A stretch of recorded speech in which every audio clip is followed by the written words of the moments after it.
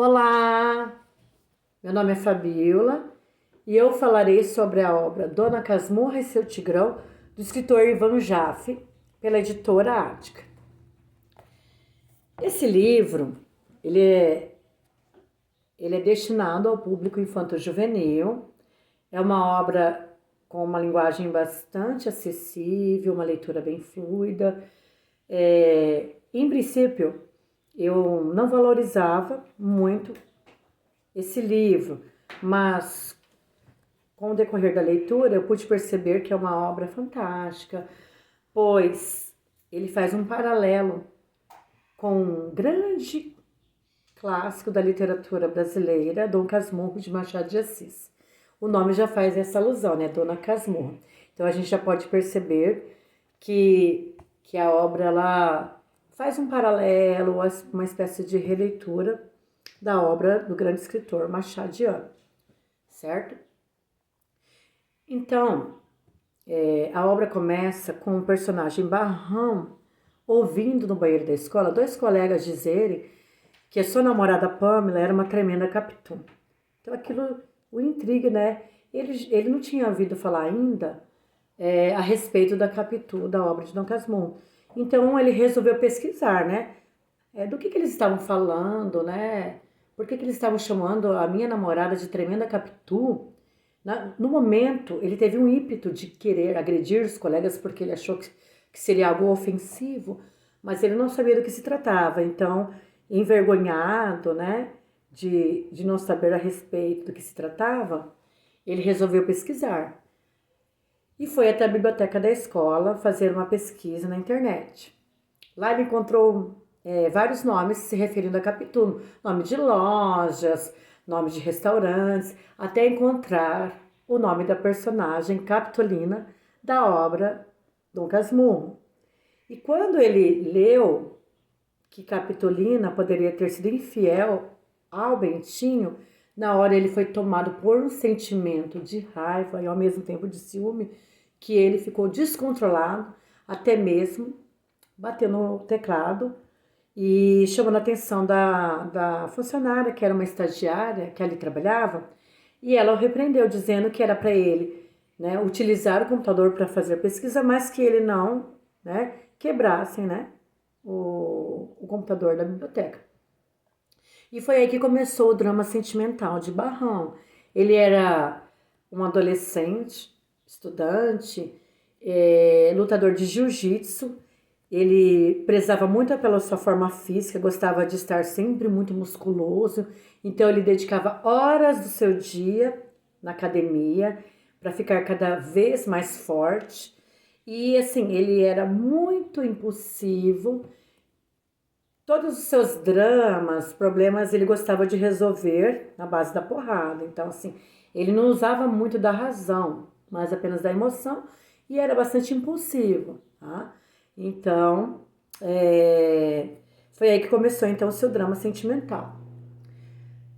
A jovem que o adverte na biblioteca, né, que chama sua atenção quando ele agride o computador, é a Lua. A Lua era uma estagiária, bastante esquisita pela sua forma de se vestir. Ela sempre andava de preto e era extremamente magra e era como se ela seguisse um estilo gótico, né? De vestimenta, maquiagem. E isso chamava atenção, né? De Barrão. Ele achava ela assim um pouco estranha. Não que ela não fosse bonita, mas sua aparência era estranha aos olhos de Barrão. E depois que ele, né, ouve esse comentário dos colegas, ele fica bastante intrigado, então ele começa a alimentar cada vez mais um sentimento de ciúme, imaginar que a Pamela o está traindo, e esse sentimento toma conta de Barrão de forma tão descomunal que ele fica cego de ciúmes. E aí que começa a cometer alguns desatinos, né, que comprometem a sua vida. Então, assim, um desses desatinos, dessas loucuras movidas pelo ciúme, foi que ele resolveu fazer uma surpresa para sua namorada. Ele foi até o shopping, onde ela fazia um curso de inglês, e lá, né, sem avisar que ele iria esperá-la na saída, ele foi até o seu encontro e a viu de mãos dadas com um homem que estava de costas. Movido pela ira, por um sentimento que tomou conta dele de tamanha raiva, ele agride este homem de tal forma que ele perde o ar, ele faz um, um lance de mata-leão, né? Que é da luta que ele aprende, e ele quase que tira a vida deste homem.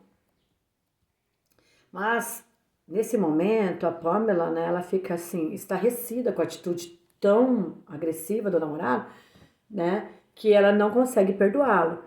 E depois desse ocorrido, ele descobre que o tal homem com quem ela estava de mãos dadas era nada menos, nada mais, nada menos que o próprio tio de Pamela, que era homossexual e ele fazia parte de uma campanha, né, uma campanha LGBT, né, lutando pela igualdade, pelo respeito das pessoas, né, homossexuais.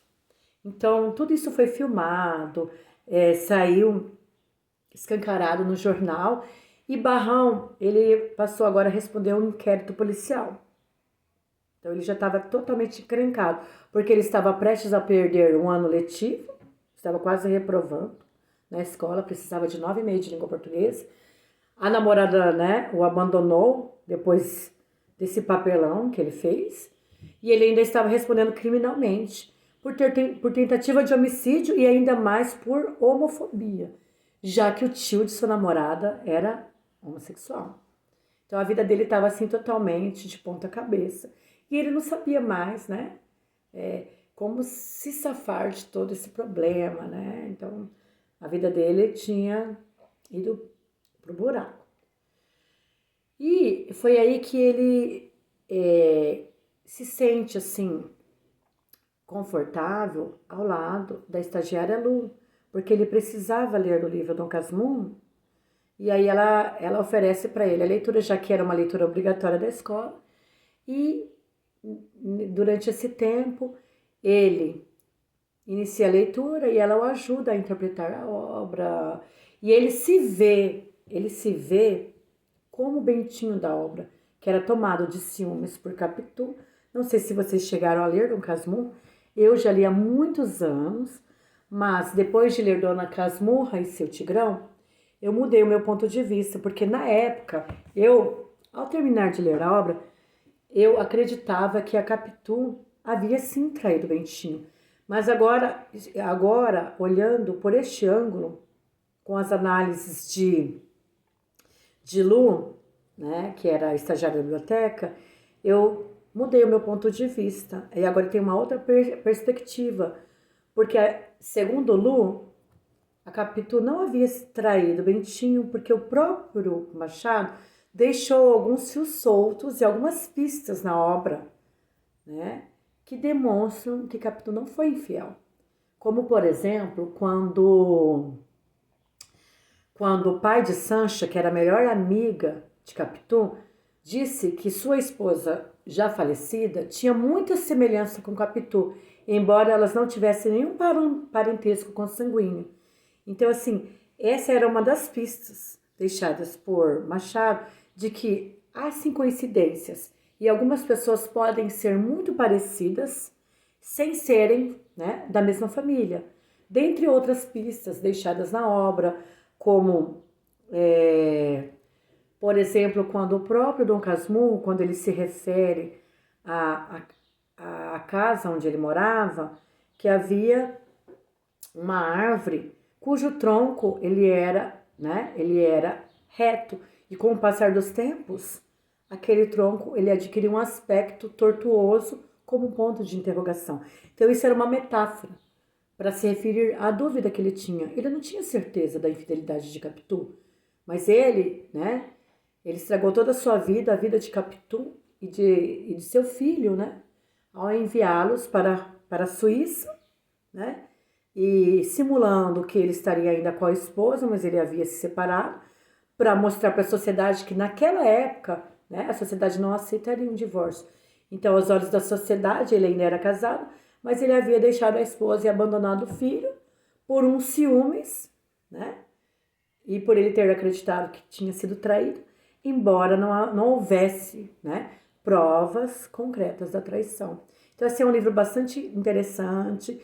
E o Barrão, voltando à obra aqui em questão, Dona Casmurro e seu Tigrão, o Barrão, ele consegue, né, a única pessoa com quem que ele ainda poderia desabafar, que ele encontrava um conforto, era a Lu, porque o pai já tinha assim desistido, né, de resolver os problemas do filho. Então, estava de mãos atadas. A mãe já sentia medo dele, porque certa vez, num acesso de cólera, depois que ele voltou do shopping, no episódio dos ciúmes do tio, antes de descobrir que aquele homem se tratava do tio de sua namorada Pamela, ele quebrou a estante do seu quarto e sua mãe ficou muito temerosa. Então, ela agora passou a ter medo do próprio filho, de ser agredida. E aí ele percebeu que ele estava sozinho nesse mundo, né? E a Lu era a única pessoa que ele tinha. Então ele cria um vínculo com a estagiária e ela ajuda ele a ler Dom Casmurro. Mas ele se identifica muito com Bentinho, né? E ele, ao ler o livro Dom Casmurro, ele adentra na história. Ele percebe que o Bentinho estava sendo traído, então ele acredita fielmente que o Bentinho estava sendo traído por Capitu, que Escobar era o amante de Capitu. E aí ele adentra na história, porque ele se identifica com o Bentinho, né? Porque ele também acredita que está sendo traído. E essa leitura se torna, assim, muito mais significativa para ele, né? Porque é como se ele estivesse vivendo a história, né? Ele se emociona, ele toma partido.